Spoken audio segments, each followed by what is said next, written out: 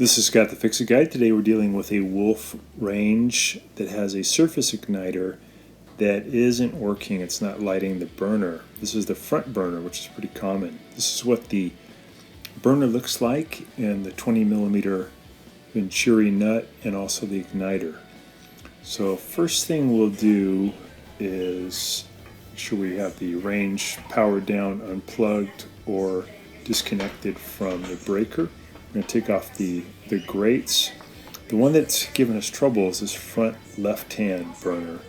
But I'm going to take off all of the burners because I want to remove the black enamel drip tray. I'm going to use a 22mm socket.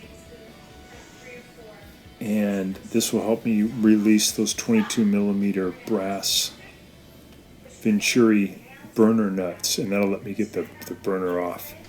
I really only need to work on the front left burner, but the wire has fallen down into the area below the drip pan, so I'm going to need to remove the drip pan. And to do that, I'll need to remove all 4 of these burners. So I'm going to remove the 22mm nut on all 4. And this should, on this type of stove, that should come off pretty easily. If the nut isn't moving, you might want to use a little bit of break free or some type of oil that will help loosen up the threads. These actually came off really easily. This is what the nut looks like. So you got them all spun off, and now I'll spin off a couple more here on the back.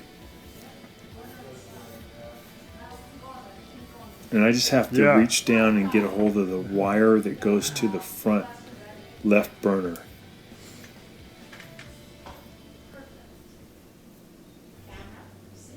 So I'm going to pry up. I'm going to pull that burner up, but see the wire is falling down into the drip tray. Yeah, we have two. So we have a 30-year-old daughter and then a 19-year-old son. So we had a big gap. Yeah, he's home for summer vacation, but he's going to head back up to Davis. Just taking a look at the old igniter. That'd be fun. The porcelain had broken really on the good. old igniter underneath the electrodes. Yeah. So the electricity was jumping out Love too soon. So you have to replace this with a new igniter. And I'm going to lift up on the drip tray, just putting something in like a pry bar to help me lift it up. I just got to get it up maybe 2 or 3 inches so I can reach in and grab the wire and push it back up through the drip pan so I can hook it up to the igniter. There's the burner. No, I have to sign up for your clubs. So I see the wire. I'm going to reach in there, just push it up through that hole. There we go. I'm going to get the drip pan pushed back down into position. And then what I'll need to do is get the old igniter off of the burner. And to do that, I have to use just a small standard head screwdriver. And I have to remove this little circlip. We can see it depicted here to the right of the igniter. I've got to reach in there with a standard head screwdriver behind it and kind of pry it out. And then once I get that off, it will release the spring that's holding the igniter in position, and I can slip out the old broken igniter. And then what I'll need to do is put the new igniter in, and then put the new spring back over the igniter. I'll have to compress the spring a little bit with my fingers, and then slip the circlip into the slot on the porcelain igniter. It's about maybe 1/2 inch.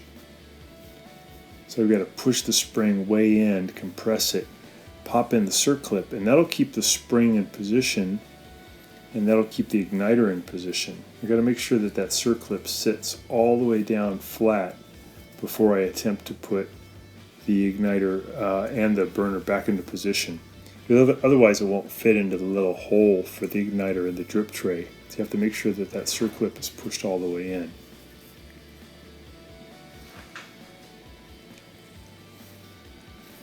So normally you don't have to remove all of these burners like I did. I just did that because I had to get to the wire. I'm going to push the wire now the spade connector up into the igniter so it engages the spade connector. I got to make sure that's really solid.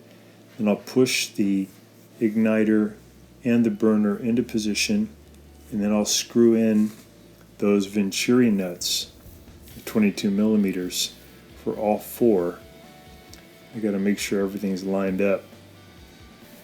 Again, normally you don't have to remove all four. You can just remove the one nut on the burner that's going to be the one where you replace the igniter. I'll get these tight. You don't have to get these super tight. Just maybe a quarter turn beyond finger tight.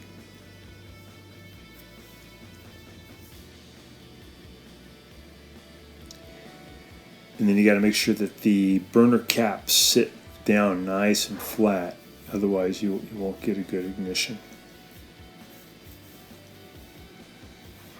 The reason you want to get these kind of snug is you want them to push down so no gas can escape before it comes out of the middle of that Venturi nut. You need it to come straight up. If it escapes early, then you get a little bit of a fire prior to the burner, which you don't want. So putting the burner caps back on, there's a little slot on the burner, and on the burner cap there's a little concave piece that allows it to sit really flat. So testing these out.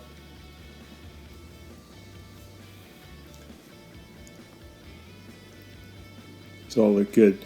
One on the front right has a yellowish flame, so that air-fuel mixture is kind of messed up. The other ones have a nice blue flame, which is correct.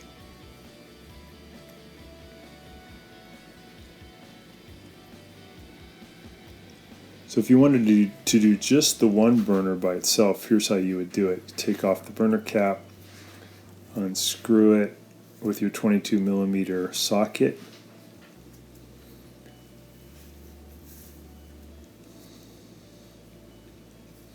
This would be in an instance where the wire has not fallen down into the drip tray. Get your new igniter in position, put your wire back in. Again, make sure this wire really sits in there tight. It's really locked in on the spade connector. You would push it back into the drip pan so it sits down nice and flat. Put your Venturi nut back in. Just screw it down to hand tension, and then give it about a quarter of a turn more with your 22 millimeter wrench.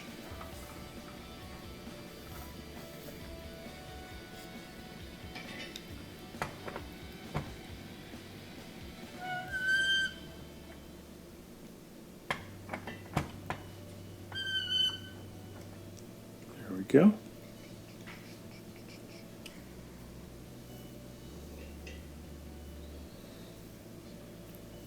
You can get these 6-sided wrenches and also 12 sides, but the 6-sided one would be better for this application, 22 millimeter.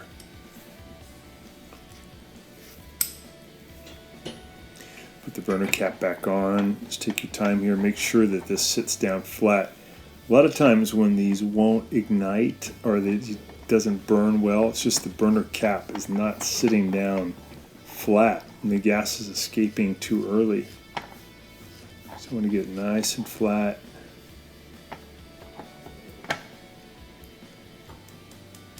There we go, good ignition, so that's working great.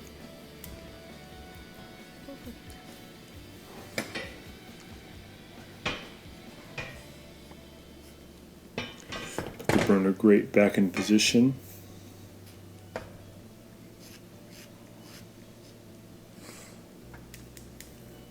Back one light's good.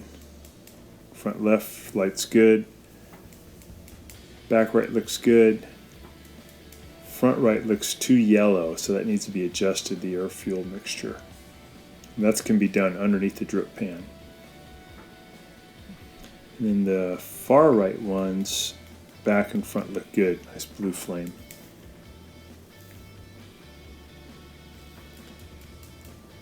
So that's how you can replace the igniter on the Wolf range. Here's the part number on the little invoice here if you want to get a new igniter. And it would probably depend on your type of range and model number, but that's the type for this more modern Wolf range.